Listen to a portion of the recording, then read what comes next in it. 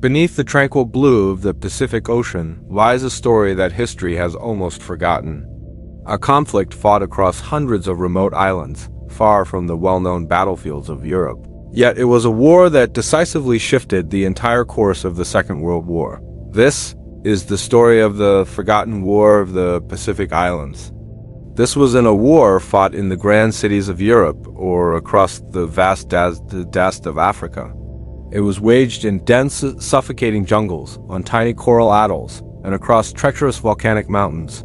Here, soldiers battled not just a determined enemy, but the unforgiving forces of nature itself, the vast ocean, rampant disease, and the constant threat of starvation.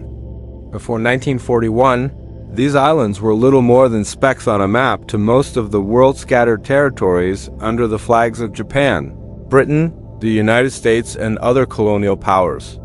But everything changed with Japan's surprise attack on Pearl Harbor. In an instant, these isolated outposts were transformed into the most critical real estate on the planet, the stepping stones to total domination of the Pacific. For the Japanese Empire, these islands formed a formidable defensive shield, a barrier stretching thousands of kilometers, designed to keep their enemies at bay. For the Allies, they were a series of deadly targets, each one a heavily fortified fortress that had to be conquered, one bloody, hard-won mile at a time. And what about the people who called these islands home? The Micronesians, Polynesians, and Melanesians had no stake in this global conflict. It was not their war. Yet, it came crashing onto their shores with the force of a tidal wave, tearing their world apart. The Pacific Campaign was unlike anything the modern world had ever witnessed. Imagine fighting an enemy you can't even see, a phantom force hidden in thick vegetation, launching ambush from behind palm trees, or emerging from a labyrinth of underground tunnels. In New Guinea, Australian and Japanese troops clashed in some of the most hellish terrain on Earth. The mountains were perpetually soaked in rain, turning jungle trails into rivers of thick, inescapable mud. Here men were consumed not just by bullets, but by disease and utter exhaustion. It was a war against nature itself. The American Marines who landed on Guadalcanal in 1942 learned a brutal lesson.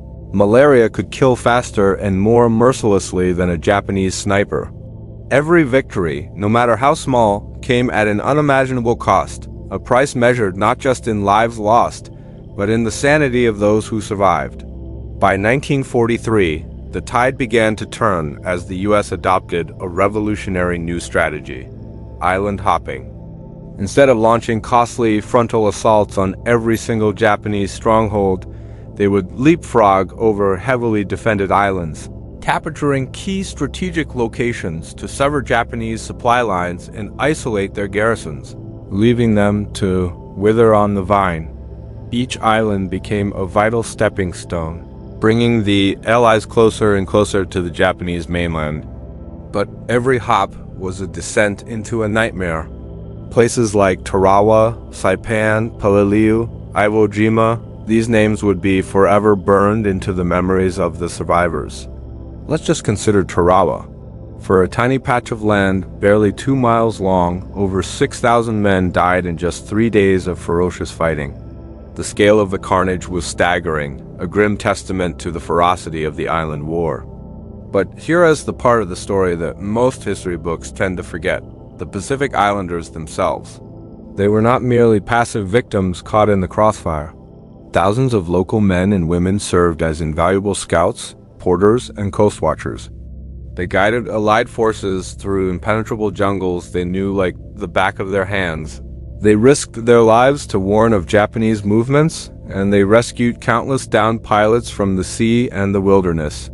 On the Solomon Islands, it was the bravery of native scouts that helped save the life of a young American lieutenant commanding a patrol torpedo boat. His name was John F. Kennedy, the future president of the United States. Yet, after the war ended, their incredible contributions were largely overlooked. Their names were lost to history, their homes were left in ruins, and their islands were forever changed. The physical scars of the war, the bomb craters, the shipwrecks, the unexploded ordnance, and the unmarked graves remain to this day, a silent memorial to the conflict. Today, many of these islands are marketed as tropical paradises, attracting tourists from all over the world. But just beneath the pristine white sand lies a hidden graveyard. Unexploded bombs still rest in crystal-clear lagoons. Rusted tanks and landing craft lie dormant under the shade of palm trees. And even now, some families still find human bones washed up on the shore after a heavy storm. The war may have officially ended in 1945, but for the Pacific Islands, its echoes have never truly faded. The conflict scarred the very heart of the ocean, leaving a legacy that persists in the land, the water, and the memories of the people. The world remembers D-Day, the Battle of Stalingrad, and the atomic bombs on Hiroshima and Nagasaki. But the jungles and atolls of the Pacific, where hundreds of thousands fought, starved, and vanished, remain shrouded in silence. Maybe that's why it's called the Forgotten War of the Pacific Islands, because sometimes the most profound stories are the ones that history forgot to tell. Thank you so much for joining us on this journey into a forgotten chapter of history.